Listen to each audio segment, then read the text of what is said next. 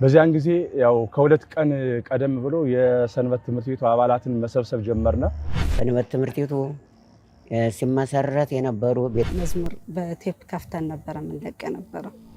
በዚህ አካባቢ ላይ ብዙ የተማረ ሰው አልነበረም። የተሟላ አዳራሽ አልነበረው። በቃ ስለ ኪዳነ ምሕረት ስለመቤት ይያልን የመዝሙር ልብስ አልነበረንም። አገዳ ሽጠን የምናገኘውን ተርፍ አጉንታ ማርያም ዳንግላ የመደብነበት ፕሮግራም ያስተምራለሁ።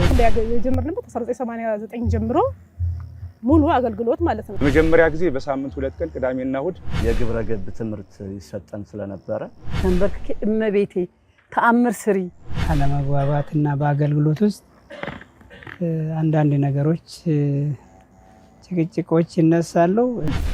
ወንዶቹ ናቸው በጣም ወደዛ ውስጥ የገቡት። በደብረ ምሕረት ቅድስት ኪዳነ ቤተክርስቲያን ሰንበት ትምህርት ቤት 33ኛ ዓመት ለማክበር የተዘጋጃችሁ ወንድሞቻችን በውጭ ሀገርም በሀገር ውስጥም በተለያየ መንገድ ያላችሁ በሙሉ እንኳን አደረሳችሁ ላለሁ